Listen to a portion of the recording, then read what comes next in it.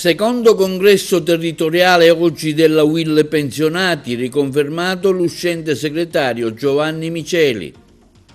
Si è discusso del futuro delle imprese e strategie aziendali per l'accesso al credito nel corso di un convegno organizzato da Confimprese Euromed. Papa Leone il prossimo 4 luglio a Lampedusa e dettagli illustrati dall'arcivescovo Damiano, plauso del sindaco Mannino per l'evento. Dopo qualche giorno di tregua ritorna oggi il maltempo in Sicilia con allerta gialla della Protezione Civile, una forte grandinata nella mattinata a Raffadali. Interrogazione parlamentare dell'onorevole Ida Carmina sul dissesto delle strade agrigentine. Sospesa l'attività di un esercizio pubblico a Naro su provvedimento del questore Palumbo segnalato dai carabinieri di Agrigento. Si è discusso di bullismo e cyberbullismo nel corso di un convegno svoltosi oggi all'Istituto Galileo Galilei di Canicattì. Dopo la posa dei blindi arrivano oggi i pali del nuovo impianto di illuminazione allo Stadio Esseneto di Agrigento.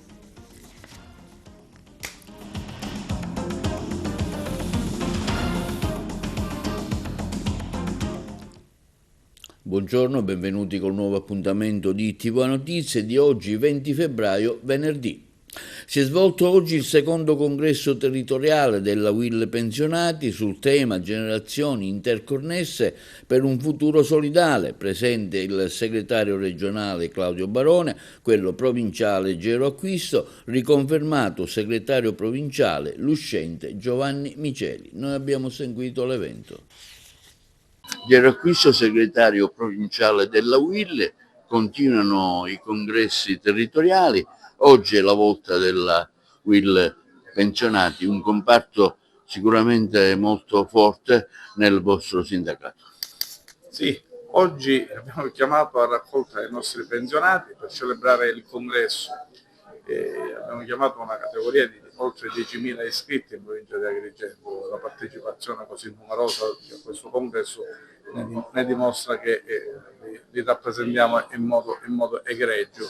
Con oggi usciranno i nuovi organismi e continueremo la nostra fase congressuale nei prossimi giorni celebrando gli altri congressi e le altre categorie. Il 27 avremo il congresso a Cammarata della UIL, il comparto agroalimentare, il 24 il congresso dell'FP, quindi le federazioni degli enti locali, e il 12 marzo celebreremo il congresso della Camera Sindacale Territoriale Confederale che si celebrerà all'Hotel della Valle, e quindi con quello si chiuderà la stagione congressuale territoriale.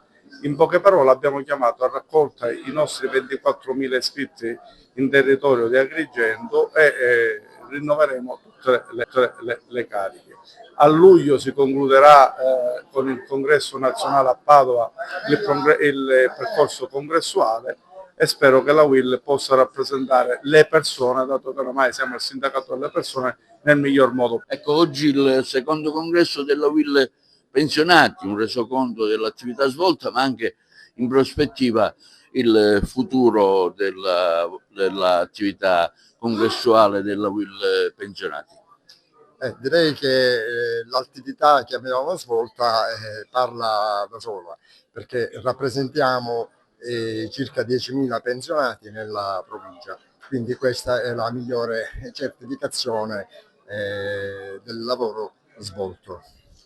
Noi siamo praticamente rimasti forse gli unici ad ascoltare gli anziani e ad ascoltare le proprie problematiche, che non sono di poco conto. Consideriamo che la provincia di Agrigento, e lo certificano i dati del bilancio sociale INPS, hanno le pensioni più povere d'Italia. Ecco, le recenti norme del governo nazionale non vi hanno soddisfatto, in particolare le agevolazioni fatte ai pensionati, però che ha una fascia di reddito del secondo scaglione, il primo, diciamo che è quello più bisognoso, non è stato considerato. Beh, diciamo che gli scaglioni che riguardano l'IRPEF e i pensionati non hanno praticamente avuto nessun beneficio. hanno avuto soltanto scarsissime risorse destinate. Consideri che mediamente hanno aumentato le pensioni di circa 3 euro al mese, quindi diciamo che il governo riesce più a fare cassa sui pensionati che a dare il giusto. I pensionati in Sicilia sono più di 1 milione, sono più i pensionati che i lavoratori attivi. Si tratta quindi di una risorsa importante che va valorizzata. I pensionati non devono essere visti solo come un problema, ma devono essere utilizzati come una risorsa. Abbiamo sviluppato un disegno di legge per i lavori socialmente utili fatti dagli anziani, diversi progetti che abbiamo presentato hanno dato risultati positivi, per esempio nonno vigile, nonno insegnante, che valorizzano questa disponibilità. Credo che dobbiamo cominciare a cambiare passo. Altro grande tema è quello dell'assistenza sanitaria. L'attuale rete ospedaliera non funziona più. Con queste liste d'attesa gli anziani che non possono permettersi di curarsi privatamente rinunziano a curarsi. Questo non è più accettabile. Anche qui chiediamo non più annunci, ma un cambio di passo vero. Il giudizio sul governo Meloni verso la politica fatta ai pensionati? Il governo Meloni fa la stessa politica che si fa ormai da troppo tempo. I pensionati sono un bancomat a cui attingere, a cui non si danno risposte. Noi non l'accettiamo. Futuro dell'impresa, ESG, valore, azioni e risultati. Questo è il tema del convegno organizzato da Confidi per l'impresa Euromed stamani presso la Camera di Commercio di Agrigento. Alessio Lattuca di Confimpresa, oggi un interessante convegno dedicato alle imprese. Ma quale sarà il futuro delle imprese nel nostro territorio? La politica di oggi è quella prioritariamente destinata alla politica ESG. È una misura europea che ha delle ricadute sulle imprese, al momento quelle di grossa dimensione, ma a breve avrà anche una ricaduta sulle imprese piccole e medie del nostro territorio. Si tratta di un processo di transizione energetica ed ecologica, quindi ha a che fare non solo con l'ambiente, ma con la sostenibilità in generale e con le politiche socio-economiche dei bilanci che saranno presentati dalle imprese. Cioè le banche oggi valutano l'impresa non solo per la propria capacità economica, ma anche per le politiche di transizione che avranno una priorità. Noi abbiamo sottoscritto degli accordi già con le banche, il cui tema è Orizzonte Sviluppo, che daranno una premialità alle aziende che vanno in transizione. Quindi questa giornata è dedicata non solo alle imprese ma anche alle professioni, e sono presenti infatti, oltre che avere patrocinato l'evento, l'ordine degli agronomi, degli architetti, degli ingegneri, geometri e tanti altri ordini, oltre che il patrocinio della Camera di Commercio, della città di Agrigento e di altri enti. Cioè è una operazione che guarda un po' lontano. Stiamo cercando di creare dei tavoli che si ripeteranno a cadenze ben precise su temi specifici, per capire se le imprese e i professionisti di questo territorio abbiano la capacità di stabilire un percorso comune per in qualche modo agevolare i processi di sviluppo. ESG è uno di questi processi, secondo me anche uno di quelli più importanti. Quindi cosa fare per aderire? Noi abbiamo già creato un team, perché in questo momento la tecnologia diciamo è la migliore delle alleate, perché i software che sono già stati creati hanno una funzione predittiva. Quindi noi cercheremo di convincere le aziende, ma non solo, a avvalersi di questa nostra assistenza per competere con la parte più evoluta del paese, perché già appunto al nord queste politiche sono già partite e le imprese sono già attrezzate, ma non solo le imprese, anche gli ordini professionali e i professionisti individualmente. Sono tutte politiche che hanno a che fare anche con l'accesso da parte dei consumatori a strutture che siano tracciate, un po' come quello che è accaduto per i prodotti alimentari che hanno la tracciabilità. anche le politiche che fanno le imprese saranno tracciabili e funzionali a un processo che è già partito e che l'Unione Europea renderà obbligatorio da qui a poco. Voi siete sempre presenti anche con strutture di supporto alle aziende come il Confidi?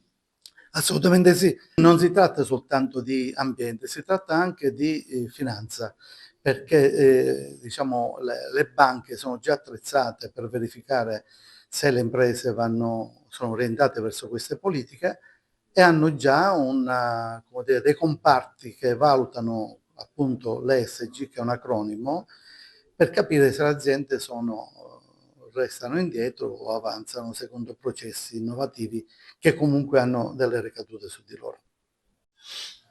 Presidente, come valuta questa iniziativa?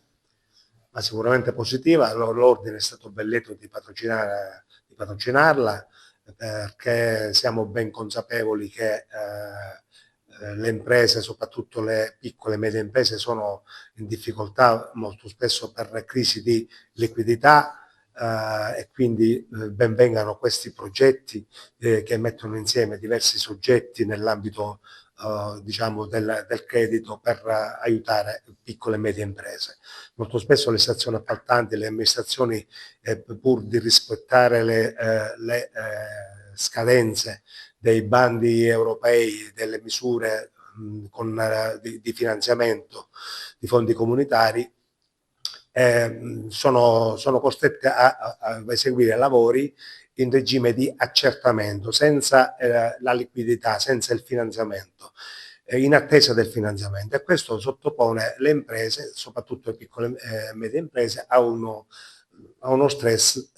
Questo progetto che viene lanciato questa mattina qua da Confidi per le imprese sicuramente è un elemento positivo che può dare ossigeno all'imprenditoria, e noi come architetti, ma un po' tutte le professioni tecniche, siamo interessati al benessere delle imprese, perché il benessere delle imprese si traduce nel benessere della società, soprattutto nel settore delle costruzioni dell'edilizia, che è proprio il nostro settore. Papa Leone a Lampedusa il prossimo 4 luglio, questo è l'evento annunciato dall'Arcivescovo Damiano, che vediamo adesso in questi dettagli nell'intervista. Così come è stato una sorpresa in qualche modo il videomessaggio arrivato il 12 settembre, così è una sorpresa un po' attesa in verità, perché quelle parole già quel giorno hanno suscitato grande interesse, quando il Santo Padre ha specificato ora a distanza, spero presto personalmente, di persona, e quella è stata accolta come una promessa che si è realizzata in tempi brevi, e di questo siamo contenti. La visita del Papa è veramente uno stimolo a saper guardare la storia, questa storia, con gli occhi di Dio, e ad ascoltare il grido dei poveri, degli oppressi, con l'orecchio di Dio. Come a Mosè, Dio dice va dal mio popolo. Ecco, questa voce giunge fino a noi, fino ad oggi, per proclamare quella giustizia che supera il livello della legalità e si innalza a quella promozione della persona, di tutta la persona, della persona umana, in vista di una attesa, di una sperata fraternità umana, come si espresse Papa Francesco, una fraternità umana.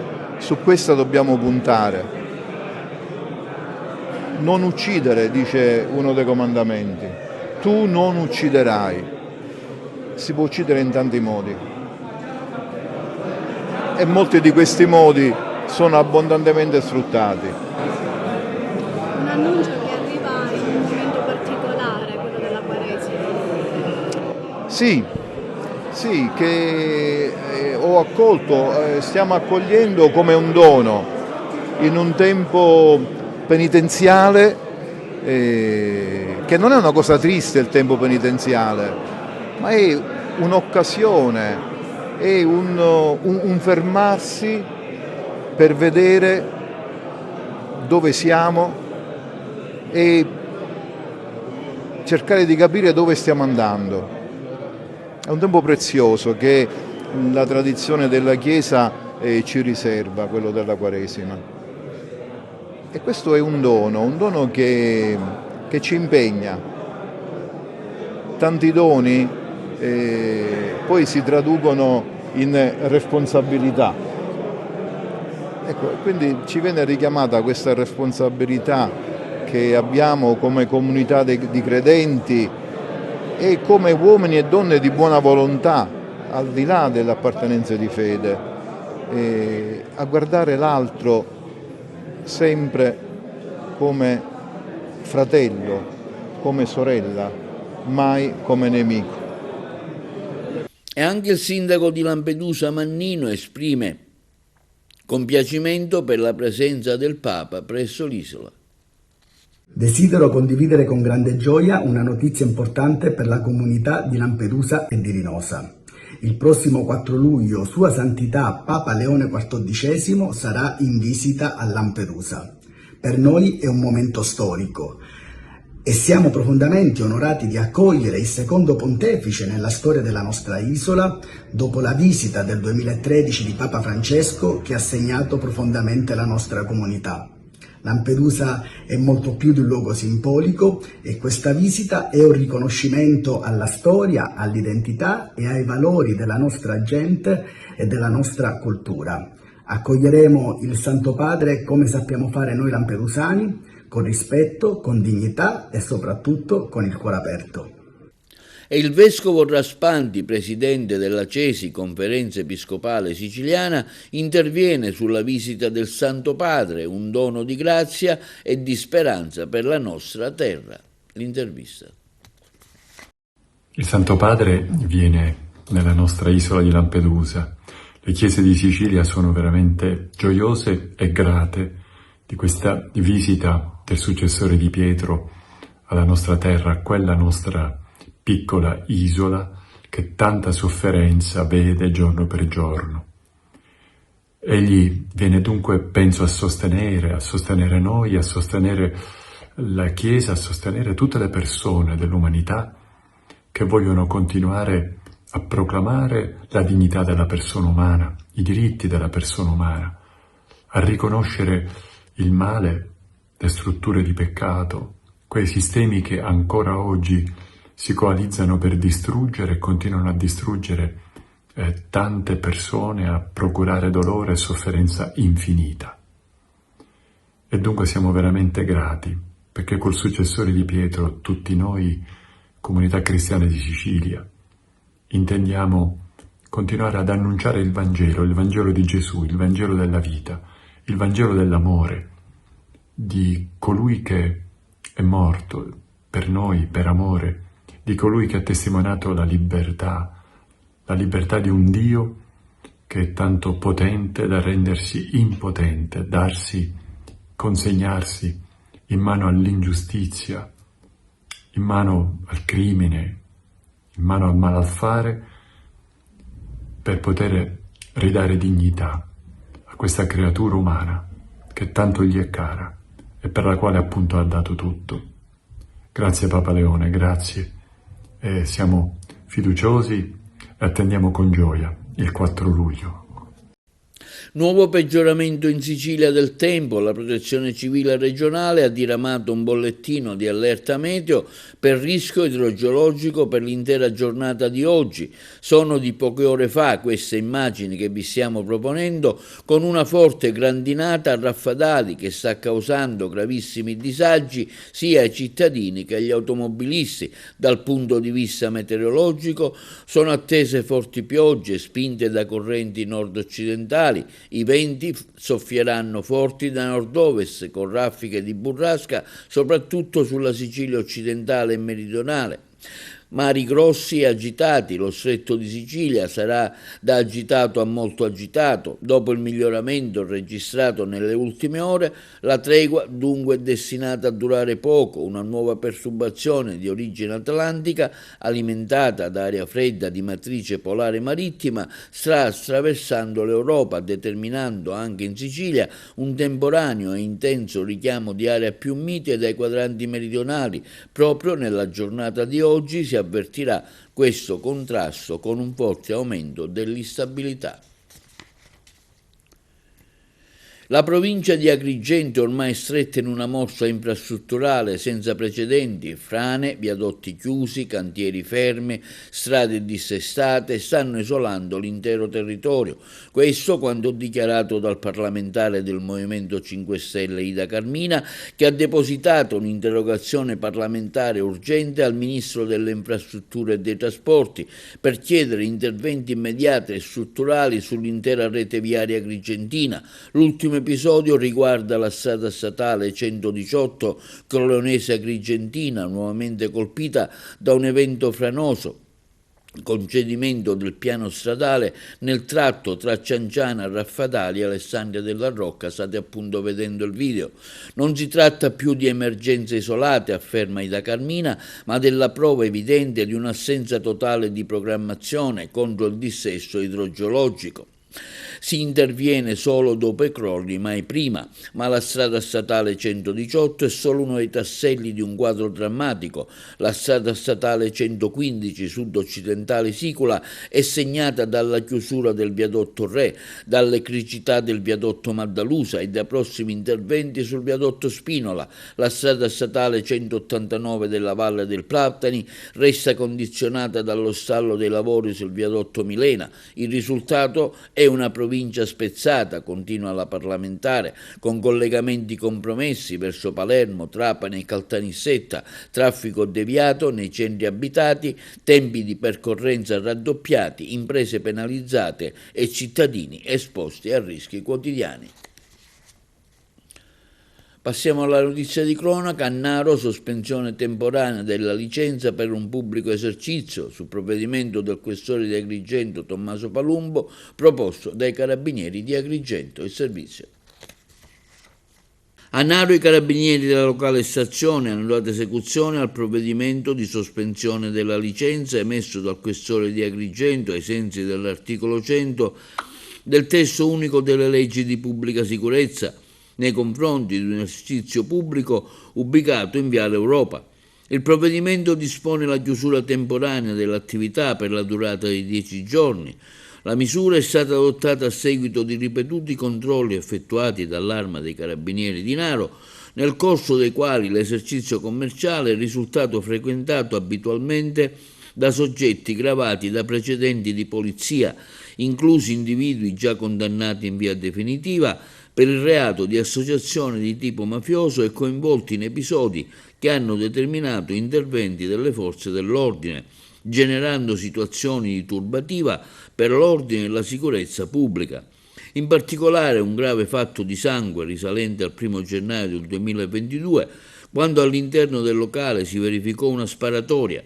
In quel frangente rimase coinvolto un cittadino, rivelatosi poi totalmente estraneo alle dinamiche criminali in atto, mentre il reale destinatario dell'azione di fuoco riuscì a rimanere illeso. La sospensione della licenza ha natura cautelare e preventiva e non costituisce una sanzione nei confronti del titolare dell'attività, ma è finalizzata a impedire il protrarsi di situazioni a rischio per l'intera collettività a tutela della sicurezza dei cittadini. I controlli sul territorio proseguiranno anche al termine del periodo di chiusura, al fine di garantire il rispetto delle normative vigenti e la serena fruizione degli spazi pubblici da parte della cittadinanza. A Partinico, coppia aggredita dopo un inseguimento, 4 arresti ai domiciliari, colleghi di Trapani. Un inseguimento nelle strade di Partinico, un'auto speronata ed una serata che si trasforma in un incubo è il quadro che emerge dall'operazione condotta dai carabinieri di Borgetto con il supporto dei reparti della compagnia di Partinico, che hanno eseguito un'ordinanza di custodia cautelare agli arresti domiciliari nei confronti di 4 giovani partinicesi. Il provvedimento è stato emesso dal GIP del Tribunale di Palermo su richiesta della Procura della Repubblica. Si tratta di 3 uomini tra i 19 e i 21 anni e di una donna di 20 anni già noti alle forze dell'ordine. A loro carico, a vario titolo, le accuse di violenza privata, rapina aggravata in concorso, lesioni personali e tentata violenza sessuale. L'inchiesta è partita dalle denunce presentate dalle vittime e dagli accertamenti svolti dai militari dell'Arma, che hanno consentito di ricostruire quanto accaduto lo scorso 30 novembre e di risalire all'identità dei presunti responsabili.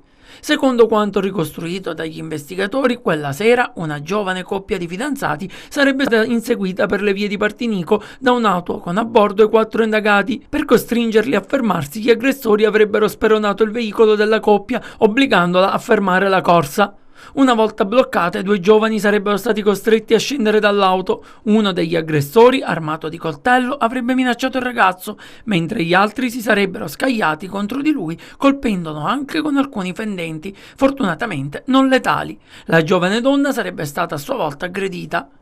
Nel caos dell'aggressione, 3 dei 4 indagati si sarebbero impossessati di circa 200 euro custoditi nell'auto, minacciando di morte il giovane. Secondo l'ipotesi accusatoria, uno dei componenti del gruppo avrebbe inoltre tentato di compiere un atto di violenza sessuale nei confronti della ragazza, che sarebbe riuscita ad opporsi con determinazione, evitando conseguenze ancora più gravi. Gli elementi raccolti dai carabinieri hanno delineato, secondo l'autorità giudiziaria, un grave quadro indiziario che ha portato all'emissione della misura cautelare degli arresti domiciliari. Resta ferma la presunzione di innocenza fino ad eventuale sentenza definitiva. Passiamo alla politica. Antonio Damaso aderisce all'UDC rafforzando il progetto politico centrista. A Damaso è stato conferito l'incarico di responsabile per i settori della comunicazione e dell'ambiente. Noi lo abbiamo intervistato. Antonio Damaso, parliamo di questa adesione all'UDC. Come mai? Quali sono le motivazioni che hanno spinto a impegnarsi con questo partito? Prima di tutto mi spinge il fatto che sono sempre stato un uomo che è moderato, perciò sono molto più vicino al centrodestra. Poi perché vedo che l'UDC, insieme al suo coordinatore regionale Decio Terrana, l'onorevole, stanno facendo davvero passi da gigante. Hanno preso l'UDC e lo stanno portando in lungo e largo per l'Italia insieme a Cesa e lo stanno facendo crescere.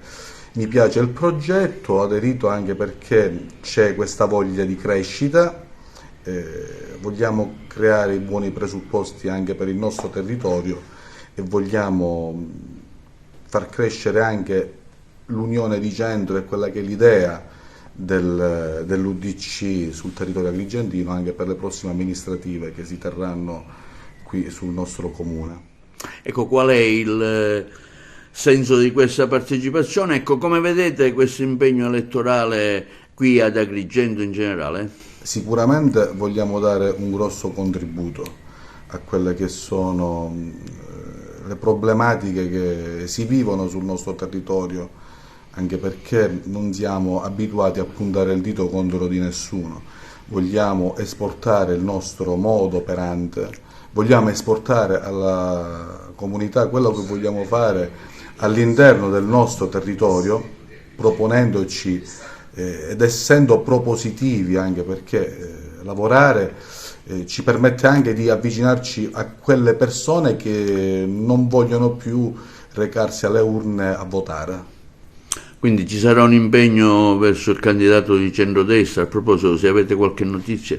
No, in questo momento non vogliamo esporci, siamo propositivi nel voler prendere atto che in questo momento c'è un po' di agitazione sul territorio, ma ambedue le parti in questo momento c'è questa agitazione. Però non voglio andare oltre, voglio semplicemente dire che ci impegneremo per dare veramente un forte contributo a questo comune. che veramente nell'ultimo anno ne ha passate di cotte e di crude. Linea la regia per la pubblicità. Torna a casa il bimbo prematuro nato a 25 settimane. I colleghi di Messina. È tornato a casa da alcuni giorni il piccolo nato a sole 25 settimane di gestazione, con un peso di appena 800 grammi. Venuto alla luce dopo un parto spontaneo improvviso, è stato affidato alle cure dell'equipe dell'unità operativa complessa di patologia neonatale e terapia intensiva, neonatale dell'azienda ospedaliera Martino di Messina. Un caso che, per il reparto diretto dalla professoressa Eloisa Gitto, rientra tra i cosiddetti grandi prematuri e che oggi può essere raccontato come una storia a lieto fine. Il percorso clinico del bambino è stato segnato dalle complicanze tipiche dell'estrema prematurità, dal distress respiratorio, che ha reso necessaria la ventilazione sia invasiva sia non invasiva, fino alla delicata gestione della nutrizione. Un piccolo guerriero, come è stato definito il reparto, che grazie alle cure ricevute ha potuto finalmente fare ritorno a casa. Continuerà comunque a essere seguito nell'ambulatorio di follow-up del neonato a rischio. Determinante è stato anche un intervento cardiochirurgico salvavita, eseguito dall'equipe di cardiochirurgia pediatrica di Taormina direttamente all'interno della terapia intensiva neonatale. Si è resa necessaria la chiusura chirurgica del dotto di Botallo, un vaso sanguigno che durante la vita fetale collega l'arteria polmonare all'aorta e che normalmente si chiude spontaneamente nei primi giorni dopo la nascita. Nei nati estremamente prematuri, però, ciò non avviene in circa il 30% dei casi. La mancata chiusura può provocare sovraccarico cardiaco, iperafflusso polmonare e insufficienza respiratoria. Quando la terapia farmacologica non è sufficiente, è indispensabile intervenire tempestivamente con la chirurgia. La storia di questo bambino, sottolinea la professoressa Eloisa Gitto, rappresenta un segnale di speranza e dimostra come anche situazioni cliniche molto complesse possano trovare una soluzione, accompagnando i nostri piccoli pazienti verso un futuro con una buona qualità di vita. Dalla rete che adesca alla rete che salva, scuole e istituzioni contro il bullismo e cyberbullismo. Questo è il tema di un convegno che si è svolto stamattina a Canicattì presso l'Istituto Galileo Galilei, diretto dalla dirigente scolastica Alessia Guccione. Oggi qui a Canicattì un incontro con i giovani, si parla dei pericoli in rete, bullismo, cyberbullismo, e allora quale sarà il suo messaggio ai ragazzi di Canicattì, ma un po' a tutti i ragazzi? Ma guardi, oggi si parla di un fenomeno sociale, però a mio avviso bisogna fare sempre un distinguo, perché il fenomeno sociale significa che è un fenomeno che riguarda un territorio in maniera marcata. Noi dobbiamo comunque sempre distinguere tra i ragazzi, coloro che perseguono una strada che non sia contrassegnata dai principi di legalità, da quei ragazzi che invece magari una ragazzata viene annoverata come fenomenologia, ma quindi non deve essere così.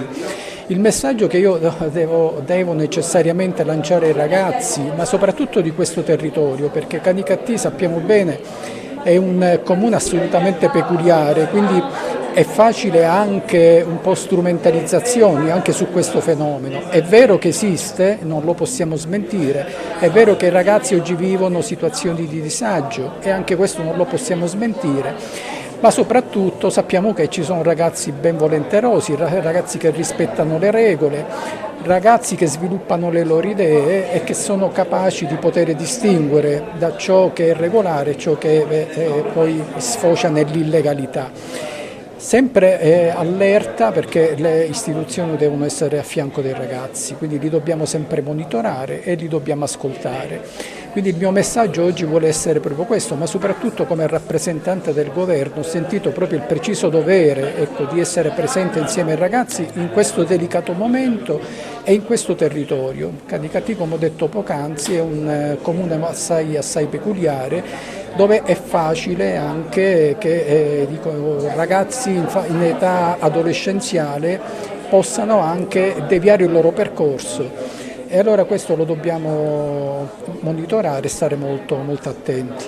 Io sono sempre fiducioso perché i ragazzi hanno sempre dimostrato di essere rispettosi delle regole, ma sappiamo pure altrettanto bene che ci sono anche movimenti destabilizzanti. La scuola ha solo un compito assai delicato. Perché sappiamo bene che laddove l'ambito familiare è carente e viene a mancare quel dialogo, quel sostegno, gli insegnanti svolgono anche questo ruolo sociale. Però ecco, il messaggio che io lancio ai ragazzi è di non lasciarsi tentare, perché questi sono ambiti assai scivolosi, è molto, molto facile essere coinvolti anche da altri ragazzi che hanno assolutamente altri intenti, non quelli di perseguire le regole. Però ecco, so bene che la scuola sta educando nella maniera corretta, quindi oggi sosteniamo ancora di più i ragazzi in questo percorso, che è un percorso non solo didattico, è un percorso di vita, ma soprattutto facciamo in maniera tale di esaltare bene e valorizzare le loro idee, le loro capacità e questa loro voglia di cambiamento. Oggi a Canicattì, per partecipare a questo incontro con i ragazzi del Galileo Galilei, si parla di bullismo, cyberbullismo e problemi per quanto riguarda la rete che nasconde delle trappole. L'indomani di questo stupendo annuncio, la visita del Papa a Lampedusa. Intanto l'incontro di oggi è un'occasione buona per fermarsi a riflettere intanto sull'educazione in generale e poi sull'educazione al rispetto reciproco. E il bullismo o il cyberbullismo sono un'aggressione. Allora, che a scuola si propongano incontri di questo tipo veramente direi è una grazia questa attenzione. La rete veramente nasconde tante trappole, allora ci vuole una sensibilizzazione accurata per i genitori, per gli insegnanti, per tutti gli educatori, farsi in qualche modo accompagnatori nell'esplorare questo continente digitale, che come tutti i territori da esplorare nasconde delle insidie. Ieri la notizia della visita del Santo Padre Leone a Lampedusa il 4 luglio è un gesto di attenzione alla Chiesa Agrigentina, alla comunità ecclesiale e civile di Lampedusa, che da decenni ormai vivono, sostengono questi approdi e questi disastri che si consumano nelle acque del Mediterraneo. Un'attenzione importante e anche l'occasione per una memoria per i tanti, troppi morti che giacciono nel fondo del Mediterraneo. È un'emorragia di umanità continua questa qua, continua. Allora, la presenza del Papa, il raccoglimento del Papa in preghiera, credo che siano segni forti da accogliere e fare diventare responsabilità in ciascuno di noi. Continua a essere valida quell'espressione che chi salva una vita salva l'umanità intera. Alessia Cuccione, dirigente scolastico del Galileo Galilei di Canicattì, oggi questo importante incontro, pericoli in rete, bullismo, cyberbullismo, quindi scuola e istituzione insieme per cercare di arginare questo fenomeno. Sì, l'iniziativa di oggi rientra nell'ambito di tutte quelle iniziative che le scuole e le istituzioni organizzano per contrastare i fenomeni della prevaricazione, del bullismo e oggi nella variante ancora più complessa che è quella del cyberbullismo. Mentre una volta infatti il bullismo si spegneva con il suono finale della campanella, oggi il cyberbullismo entra anche in quelli che sono i luoghi più sicuri, le proprie case, le proprie stanze. Il titolo scelto dalla rete che adesca alla rete che salva è un titolo simbolico dal duplice significato. Se da un lato infatti la rete è priva in alcuni casi della libertà personale, proprio perché il verbo adescare rievoca appunto un'accezione negativa, dall'altro lato la rete può anche proteggere. Fare rete significa appunto salvare questi giovani attraverso delle alleanze educative molto concrete tra scuola e istituzioni. La presenza oggi al Galilei del prefetto, del questore, del provveditore, del vescovo, della polizia postale e dello psicoterapeuta Matteo Corbo vuole dimostrare come simbolicamente ogni ambito della società, quindi anche del sindaco con la comunità canicattinese rappresentata in toto, devono insieme lavorare per il miglioramento di questa società.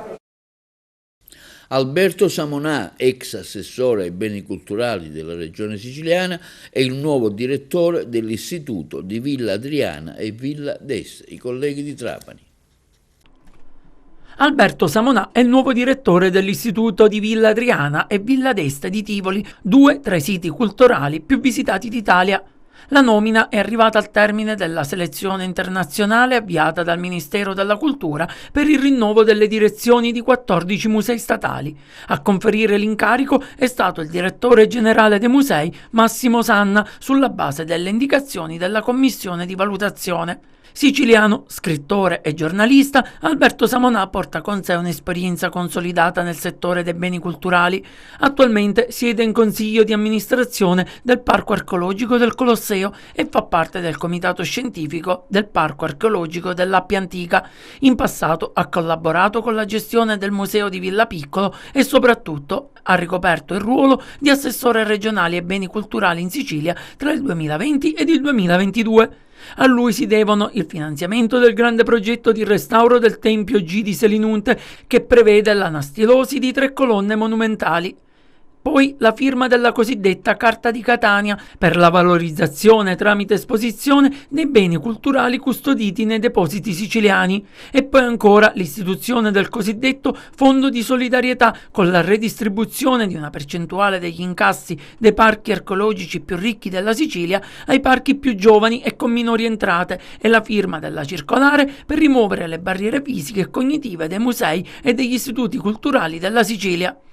Inoltre, durante l'esperienza di assessore ai beni culturali in Sicilia, si è occupato anche di operazioni di rilievo internazionale, come l'intesa con il Metropolitan Museum of Art di New York, che ha consentito di mantenere stabilmente in Sicilia gli argenti di Morgantina, ed il rientro in Grecia nel 2022, dopo oltre 200 anni, del cosiddetto frammento Fagan dei marmi di Partenone, gesto che gli è valso l'onorificenza di commendatore per aver consolidato i rapporti internazionali tra l'Italia e la Grecia da parte delle autorità elleniche. Ora l'attenzione si sposta su Tivoli. La sfida sarà quella di rafforzare l'attrattività e la gestione di Villa Adriana e Villa d'Este, 2 complessi monumentali, patrimonio di straordinario valore storico e artistico, con l'obiettivo di coniugare tutela, innovazione e promozione del territorio, una nomina che segna un passaggio importante per 2 gioielli del patrimonio italiano. Passiamo dallo sport. Sono stati fatti enormi passi in avanti per lo stadio di Agrigento. Dopo la posa dei blindi sono arrivati i tralicci per l'impianto di illuminazione. Ce ne parla meglio il collega Carmelo Lentini. Sono stati fatti enormi passi avanti per la posa delle torri di illuminazione allo stadio Esseneto di Agrigento. È stata una gradita sorpresa osservare con grande soddisfazione e quasi incredulità che dopo la posa dei blindi ai lati del terreno di gioco, proprio giovedì scorso sono arrivati i tralicci. Le immagini che abbiamo preso dai vari siti specializzati di calcio testimoniano che i lavori sono in linea con quanto concordato con la ditta appaltatrice. Numerosi tifosi che hanno seguito con particolare attenzione lo scarico di queste torri e si spera che il prossimo mese di marzo segnerà la loro messa a dimora, meteo permettendo. Come si ricorderà, il progetto di illuminazione dello Stadio del Seneto prevede una spesa di 1.033.300 euro ed è stato inserito tra i finanziamenti dei fondi di sviluppo e coesione. Grazie a questo finanziamento, dunque, lo Stadio Agrigentino potrà finalmente disporre di un impianto di illuminazione, consegnando così alla comunità agrigentina uno spazio degno delle sue ambizioni calcistiche future. E questo è tutto per l'edizione odierna di TVA Notizie. Vi ricordiamo che i programmi di TVA si possono vedere in tutta Italia sul canale 268 del digitale terrestre, in streaming sul sito www.televideoagrigento.tv, il telegiornale sul canale 93 di Video Sicilia alle 15 alle 20, con replica la mattina alle 9. I nostri servizi si possono visionare sul canale YouTube di TVA Televideo Agrigento. E questo è tutto, vi auguriamo una buona giornata.